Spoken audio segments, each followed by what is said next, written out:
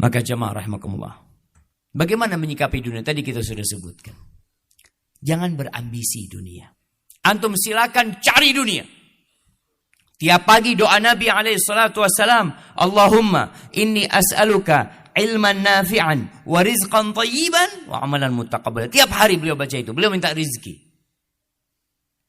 Doa orang-orang soleh mengatakan, Rabbana atina fid dunya hasanah wa fil akhirati hasanah wa qina adzaban nar. Ya, itu doa kita juga. Rabbana atina fid dunya hasanah wa fil akhirati hasanah wa qina adzaban nar. Tapi antum tidak boleh berambisi dunia. Antum enggak boleh berambisi dunia. Orientasi antum enggak boleh dunia. Allah mengatakan surah Al-Isra ayat 18 dan selanjutnya, ayat Ali Imran. Kayak nggak salah Al-Isra ini jemaah. Nah, Allah mengatakan man kana yuridul ajilata ajjalna lahu fiha ma nasha'u liman nurid. Ya, di surat Al-Isra. Allah mengatakan barang siapa yang berambisi dunia, kita akan berikan bagi dia ma nasha'u liman nurid. Apa yang kita kehendaki bagi orang yang kita maui. Jadi kalau ada orang ambisinya dunia, nggak harus dia jadi kaya dulu, jemaah. Kita ngelihat ada orang ambisi dunia miskin. Ada orang Masya Allah, mungkin dia naik motor tahun 90. Tapi dalam diri dia ingin motor yang harganya 250 juta.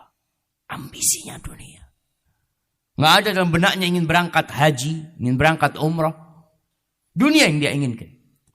Tapi dia tidak harus mendapatkan apa yang dia inginkan. Tapi Allah akan kasih bagi orang yang Allah kehendaki. Thumma ja'alna lahu jahannam yaslaha madhmuman madhura. Kemudian kami jadikan bagi dia neraka jahanam yang akan dia masuki.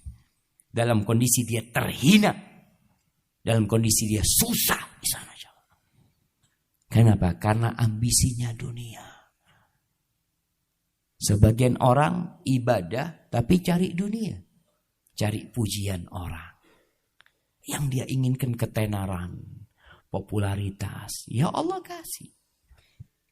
Waman aradal akhirah. Barang siapa yang ambisinya akhirat.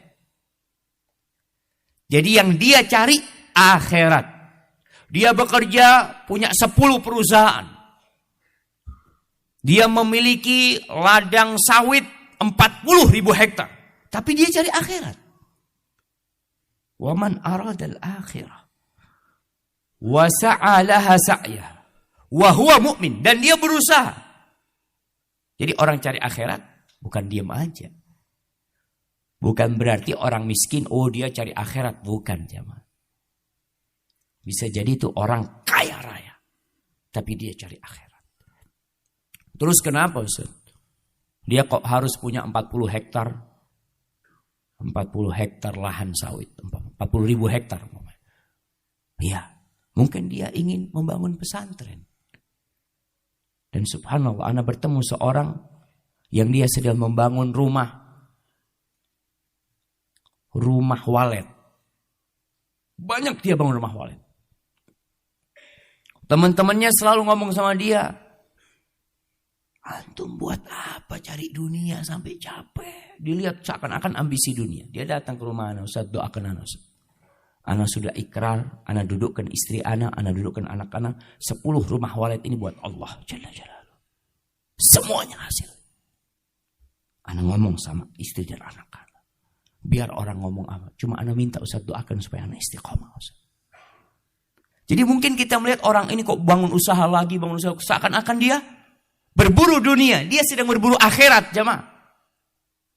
Maka Allah katakan waman aradal akhirah. Barang siapa yang ambisinya akhirat. Wa sa'alaha sa'i. Dan dia berusaha untuk meraih akhirat itu. Dengan dunia dia mungkin. Wa huwa mu'min. Dan dia orang yang beriman. Kana sa'yuhum mashfa'ulaika kana sa'yuhum mashkura.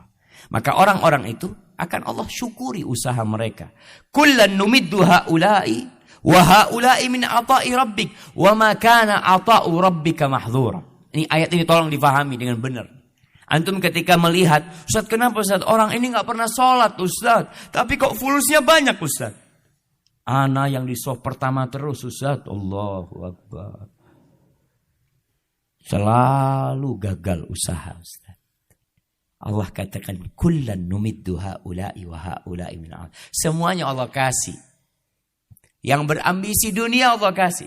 Yang berambisi akhirat Allah kasih. Wa ma kana ata'u rabbika ma. Enggak ada yang bisa menghalangi pemberian Allah Jalla Jalal. Jadi enggak bisa antum protes, kenapa ya ini orang Ustaz? Wallah orang enggak benar Ustaz. Tapi kok kaya Ustaz ya? Allah yang kasih. Apa yang harus antum lakukan? Ambisi antum akhirat. Ketika orang berambisi akhirat, mau banyak duitnya, mau sedikit akhiratnya selesai. Dia tidak akan kepikiran. Rasul sallallahu alaihi wasallam mengatakan, "Man kanatid dunya hammah." Barang siapa yang ambisinya dunia. Ambisinya dunia. Berangkat haji, mungkinkah orang berangkat haji ambisi dunia? Mungkinkah jamaah? Mungkin. Ana berjumpa dengan orang-orang yang berangkat haji karena dia sedang mencalonkan diri untuk menjadi caleg, untuk menjadi seorang pejabat. Dia ingin ketika kampanye ada di namanya. Mungkin. Orang beribadah cari dunia mungkin. Maka Rasul sallallahu alaihi wasallam mengingatkan, man kanatid dunya hamma, barang siapa yang ambisinya dunia, ja'alallahu faqrahu baina ainaihi. Allah jadikan kefakiran itu di depan matanya seperti kacamata, antum pakai kacamata.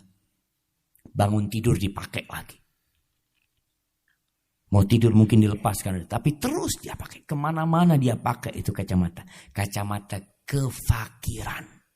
Allah jadikan kefakiran itu di hadapan dia. Wasyattata alaihi syamlah. Urusannya dicerai beraikan.